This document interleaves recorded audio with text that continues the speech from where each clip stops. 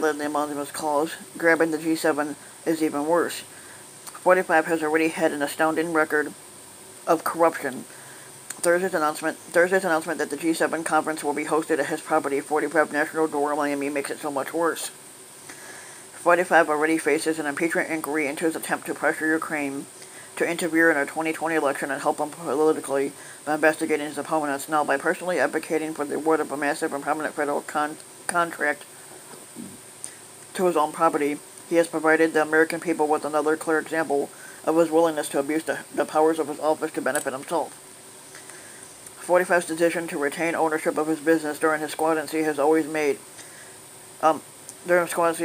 such brazen corruption as a possibility.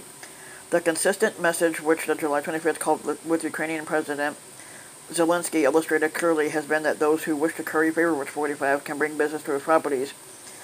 That has led to conflicts of interest affecting almost every aspect of his squatter role decision making and to regular violations of the Constitution. The organization Citizens for Responsibility and Ethics in Washington is involved in 2 lawsuits addressing these violations. The organization has tracked more than 2,500 conflicts of interest involving 45's businesses and properties. Foreign leaders and embassies, administration officials, members of Congress, and other officials have gone out of their way to patronize the squatter's business decisions.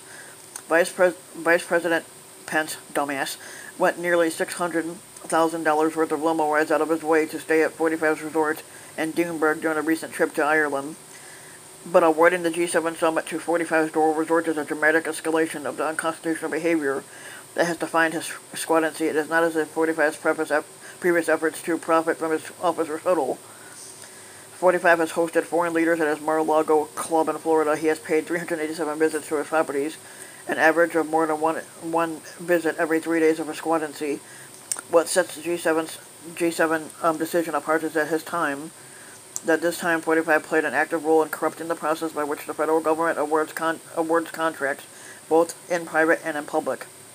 On Friday, Acting Chief of Staff Mick Mulvaney, another dumbass, acknowledged that in discussions with the advance team, 45 brought up the idea of hosting the G7 at Doral. When asked what role the squatter played in selecting the resort, Mulvaney said, "We sat around one night. We were back in the dining room and going over it with a couple of our advance team. We had the list, and 45 goes, 'What about Doral?' And I was like, 'That's not the craziest idea. Technically, it is because he shouldn't be hosting any of the events at his properties.' 45 also publicly suggested that Doral was likely to host the event during an August appearance in France at the end of the last G7's meeting, which doubled as an infomercial for the property. 45 described the resort and its features as wonderful, magnificent, very luxurious, incredible, beautiful, and brand new bullshit. He noted that competing facilities may have been good, but that some were too far from the airport and some didn't allow this, or they didn't allow that. Shortly after these remarks, the White House posted a video of 45's remarks on Twitter and suggested that Doral had already been selected. So as procurement officials looked at where to host the meeting, 45 already had put extraordinary pressure on them to pick his business rather than one of the many other facilities at which the event could have been held. Past G7 meetings have been held at Sea Island, Georgia, and most recently at Camp David. Federal acquisition regulations require procurement officials to conduct their business with integrity, fairness, and openness, and to give them the best value product of service to the customer while maintaining the public's trust and fulfilling public policy objectives. 45's actions thus undermine the credibility of the federal procurement system. The 45 administration has awarded a costly and highly sensitive contract to a company owned by the squatter.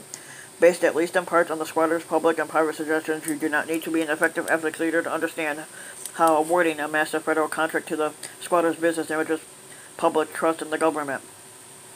Indeed, were he any other employee of the federal government, 45 would be facing the possibility of criminal indictment and up to 5 years in prison for violating federal conflicts of interest laws. That law doesn't apply to the sitting squatter, but that's not because corruption was supposed to be a perk of his high office. The exception was based on the assumption that squatters were all their way to avoid conflicts of interest and set an example of ethical conduct for all executive branch employees to follow. It was assumed that the squatter of all people would understand that undergirds all government service, that public service is a public trust. 45 has, however, proved all of those assumptions wrong. To be clear, by hosting the G7 summit at his property, the squatter is not only merely violating the spirit of our laws, he is violating the text of the Constitution's basic anti-corruption provisions. The foreign and domestic emoluments clauses, those provisions prohibit the squatter from accepting profits, gains, or advantages from foreign and domestic governments. 45's acceptance of this contract from the federal government and the likelihood that his business will accept business from foreign governments attending the conference represent the most obvious violation of these clauses to date, even accounting for the fact that he owns a profitable hotel blocks from the White House that is frequented by foreign government officials. The party line, delivered with a remarkably straight face by Mulvaney, is that 45 would not actually profit from the G7 conference because 45's national Doro would do the event at cost, which is bullshit. The claim is demonstrably untrue. The mere fact that the U.S. government will hold an event attended by world leaders at 45's property is a massive advertisement for his business. Even if Doro spends every dollar it collects, there is also no way to verify the assertion. What constitutes profit at a hotel or resort is notoriously hard to determine. It would also likely be impossible to determine whether the event draws spending from third parties such as journalists who have no choice but to cover the event and spend days at the squatter's property.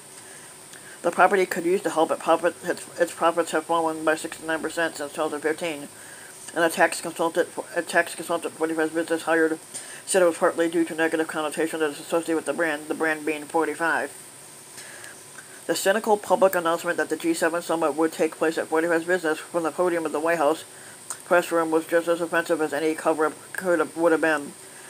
It was an unmistakable statement to those who seek to hold the squatter accountable that there will be no end to 45's self-dealing as long as he's in office. A single thread runs through 45's business corruption and his Ukraine activities, his abuse of despondency for personal gain. So when Mulvaney declared that 45 National Doro Miami the best location for hosting the G7 summit, the question we all faced was once again, best for whom? 45 basically, because he's the one profiting off the despondency.